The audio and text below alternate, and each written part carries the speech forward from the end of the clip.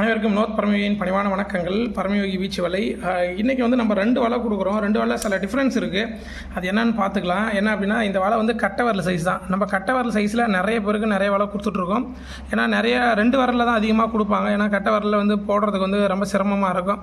ஆனால் நம்ம வந்து இந்த மாடல்லேருந்து எல்லா மாடலுமே நம்ம கொடுத்துட்ருக்கோம். நூல்லேருந்து நரம்புலேருந்து சைஸுக்கு ஏற்ற மாதிரி நம்ம அவங்க கேட்குறதுக்கு ஏற்ற மாதிரி நம்ம கொடுத்துட்ருக்கோம்.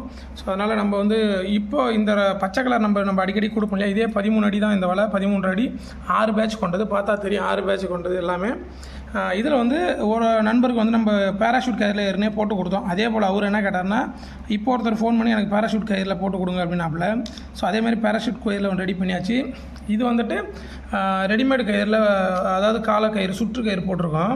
இப்போ இதில் என்ன டிஃப்ரென்ஸ் அப்படின்னாக்கா, இந்த கயிறு தான் டிஃப்ரென்ஸு. இந்த கயிறில் என்ன நடக்கும் அப்படின்னா, ஒரு டைம் இந்த கயிறு வந்து மாட்டுறதுக்கு ஒரு சூழல் ஏற்படும். ஆனால் இதில் என்ன அப்படின்னா, நம்ம வந்து இந்த கயிறை முறுக்கி பாருங்கள், இந்த கயிறை இதுக்குள்ளே முறுக்கி விட்டு நம்ம கட்டியிருப்போம். இந்த கயிறு திரிய 3 திரி இருக்குல்ல, இதை முறுக்கி விட்டு அதுக்குள்ளே இந்த கயிறை விட்டு தான் எடுத்து பண்ணுவோம். அப்போ நம்ம கயிறை வந்து நம்ம கை கவர் பிடிச்சி இழுக்கும் பொழுது அவ்வளோ சீக்கிரம் இதுலேருந்து உருவிக்கிட்டு வராது. ஆனால் இதில் பாருங்கள், இதில் அதை மாதிரி விட முடியாது. திரிச்சு நம்ம அதில் கயிறு விட முடியாது.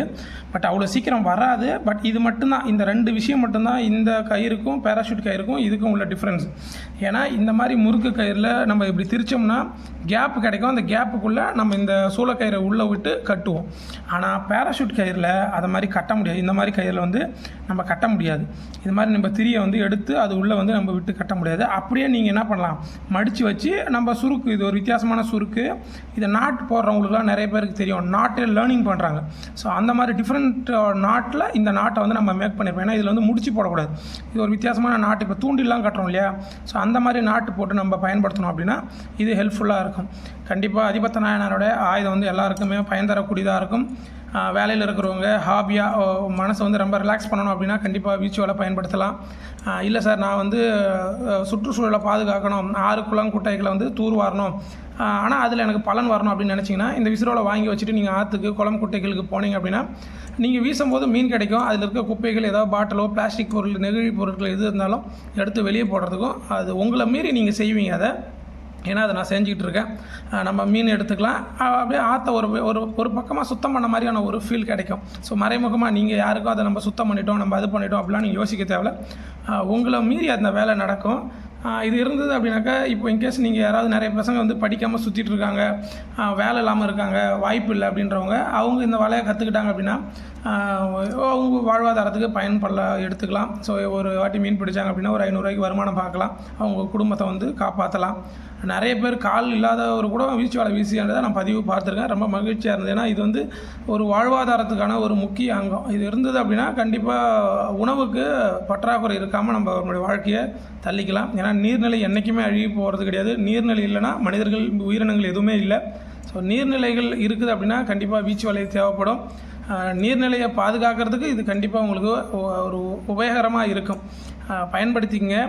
முடிஞ்சால் நீங்களும் லேர்ன் பண்ணிங்க. நிறைய பேர் என்கிட்ட வந்து லேர்ன் பண்ணிக்கிட்டாங்க. இது சார்ந்த நிறைய ரிசர்ச்சுமே போயிட்டுருக்கு. ரொம்ப மகிழ்ச்சி. இப்போ கயிறுலாம் நம்ம தான் ஃபுல்லாகவே முறுக்குறோம், ஈயமும் நம்ம தான் வந்து மேக் பண்ணுறோம். நிறைய ஒர்க் வந்து நம்மளே எடுத்து பண்ணக்கூடிய ஒரு சூழல் வந்திருக்கு. இது எல்லாத்துக்குமே அதிபத்த நாயனாருடைய அருள் தான். அது மட்டும் இல்லாமல் நம்மளை பின்தொடர்ந்த நண்பர்கள் தான் நமக்கு நிறைய சப்போர்ட் பண்ணாங்க. சார் நீங்கள் நல்லா பண்ணுறீங்க, இதை பண்ணுங்கள் அப்படின்ட்டு ஊக்கப்படுத்தினாங்க. அவங்க ஊக்கப்படுத்தினதுக்கு அப்புறம் தான் நம்ம இதை வந்து மேன்மைப்படுத்த ஆரம்பித்தோம். கூடவே என்னுடைய மனைவியுமே நிறைய சப்போர்ட், என் ஃபேமிலியுமே ரொம்ப சப்போர்ட் பண்ணாங்க. ஸோ அதனால் இதை நம்ம அடுத்த இடத்துக்கு கொண்டு போகிறதுக்கு ஒரு வாய்ப்பு கிடச்சிது.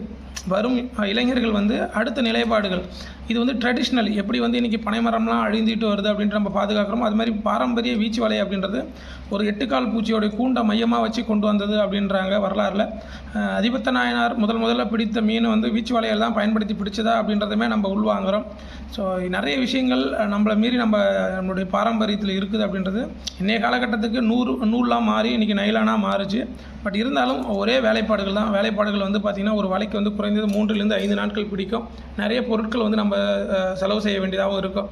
ஆனால் இது வந்து நம்ம மக்களுக்கு கொண்டு போய் சேர்த்தோம் அப்படின்னா இது அழியாமல் இருக்கும். எனக்கு பின்னாடி வரக்கூடிய சங்கதிகள் இதை தெரிஞ்சு பயன் தரக்கூடியதாக பயன்படுத்திக்கங்க. புரிய நினைக்கிறேன். 2 பேருக்கும் அதிபத்த நாயனாருடைய அருள் கிடைக்கட்டும். சந்தேகங்கள் இருந்தால் தொடர்பு கொள்ளுங்கள். கண்டிப்பாக அடுத்த பதிவில் சந்திக்கிறேன். நன்றி.